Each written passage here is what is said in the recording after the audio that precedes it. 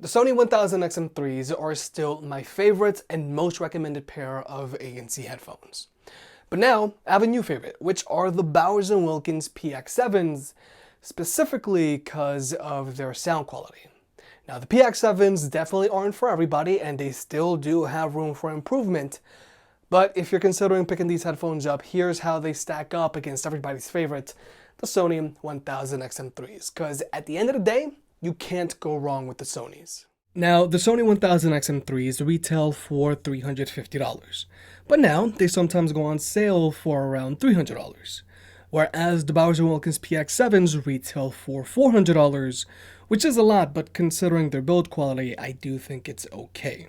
If you want to pick either of these headphones up, they'll be linked down below, and if you want to learn more about either of these headphones, please watch their full reviews, because we're only going to be going over the main differences here. Now, the first most obvious difference between these two headphones is their build quality. The 1000XM3s are mostly made out of plastic, which isn't a bad thing at all.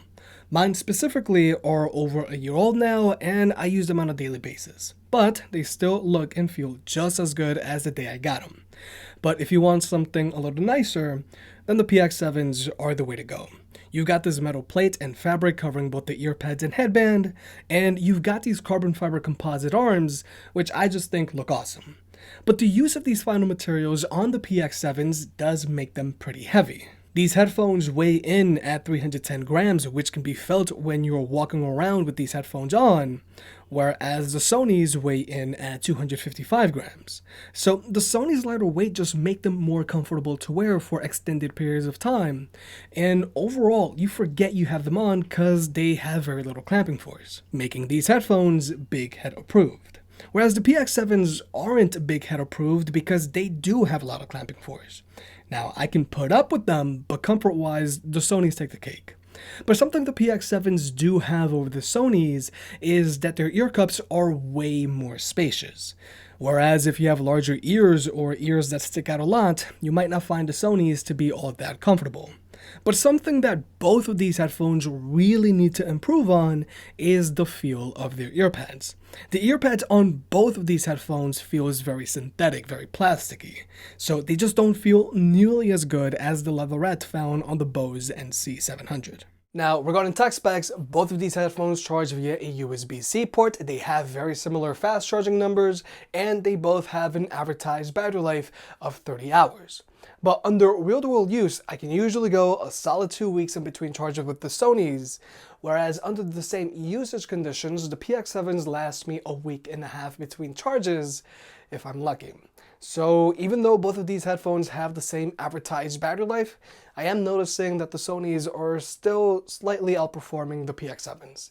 But nonetheless, battery life on both of these headphones is very good. But when it comes to Bluetooth connectivity, the Sonys are using Bluetooth 4.2, whereas the PX7s are using Bluetooth 5.0. But more importantly, the PX7s can be connected to 2 devices at the same time, whereas the Sonys can only be connected to 1 device at a time. So power users definitely should take note of this. Now, besides more spacious ear cups, another major feature that I want to see come to the Sony 1000XM4s is just simultaneous multi-device connectivity. Regarding audio codecs, the PX7s have aptX adaptive support, which is the latest and greatest from Qualcomm, and the Sonys have LDAC. But more importantly, if you're an Android user who just insists on using a wired connection, then you might want to know that you can actually use the USB-C port on the PX7s as a wired connection, whereas with the Sonys, you can't. Now, when it comes to listening to music with these headphones, personally, I love how the PX7s sound, and overall, I do think the PX7s sound better than the Sony 1000XM3s. The PX7s have a very wide soundstage and incredible instrument separation that the Sonys just don't come close to matching. But it's very important to keep in mind that in order to get the best sound quality out of the PX7s, you gotta use them with the active noise cancellation turned off. Now, the PX7s have a neutral sound signature, but what's very different about them is their bass. The bass on these headphones can definitely be heard, and you hear a lot of it, but you don't actually feel it. So some people might not enjoy listening to music with these headphones because they're not actually going to feel their music. Whereas with the Sonys, if you crank the bass up on them, you're gonna feel them rattle in your head a good amount. And with the Sonys, you can make them sound however you want, thanks to their fully customizable EQ. If you like a neutral sound signature, you can do that, or if you like a bass-heavy sound signature, you can also do that. But from a performance standpoint, everything sounds very close together when compared to the PX7s. All in all, the Sonys still sound good, and they're the safe choice for the majority of people out there thanks to their adjustable EQ. But if you're looking for the best sound quality, then I highly recommend the PX7s. Now, very quickly, I do want to address the media controls on these headphones. The Sonys have a touchpad, and after you get over the learning curve, they're very easy to use, and they also feel quite natural to use. But if you don't want to deal with a touchpad, then you'll be interested in the PX7's physical buttons. The buttons on these headphones have great tactile feedback, they're very easy to find, and they're very easy to tell apart. But personally, I do wish they were metal, like the front plate on these earpads. So overall, yeah, even though the PX7s aren't all that comfortable for me, I still find myself reaching for them over the 1000XM3s when I'm going to listen to music while I'm editing my B-roll, just because they sound so freaking good. But if you're looking for a pair of headphones to daily commute with or to travel with, then I highly recommend the Sony 1000XM3s. Even though they're a year old now and there's been an onslaught of premium ANC headphones to hit the market, the 1000XM3s still have the best performing active noise cancellation out there. But so that you can see for yourself, we're gonna jump into an ANC test.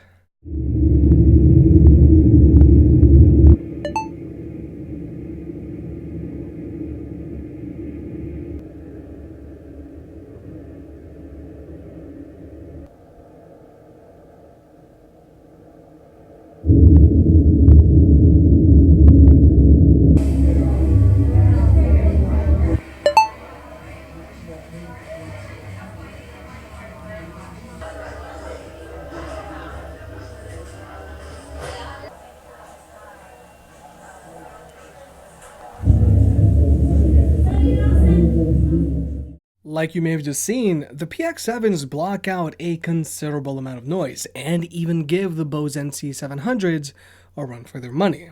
But the Sonys still clearly managed to block out more road noise and more chatter than these other two headphones. But the ANC on the Sonys isn't just overall better than the ANC on the PX7s just cause it manages to block out more noise. The Sonys managed to block out an impressive amount of noise all while not having all that much cabin pressure. Also, the ANC on the Sonys doesn't really change the way these headphones sound like the ANC on the PX7s do, and they also do a much better job of rejecting wind noise when used outdoors.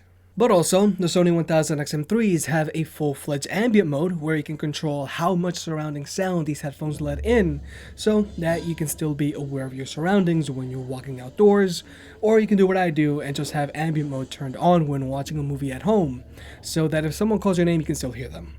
But also, the ambient mode on the Sonys is very well implemented because there's no hissing in the background, which is crucial if you plan on watching lots of movies with these headphones, and you can also set them to only focus on people's voices.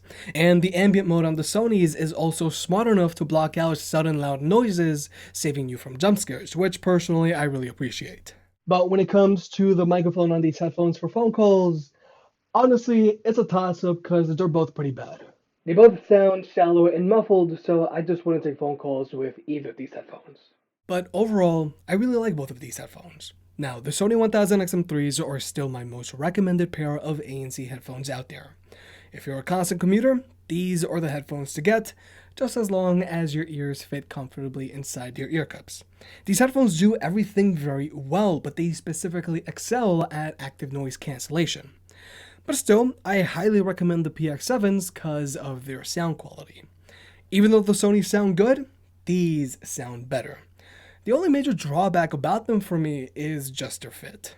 If you made it this far, I guess you enjoyed the video, so hit that like button and get subscribed. It helps out more than you realize. If you want to pick any of the products up mentioned in this video, those will be linked in the description down below, and you can also support the channel by checking out the merch store. But other than that, I'll catch you next time.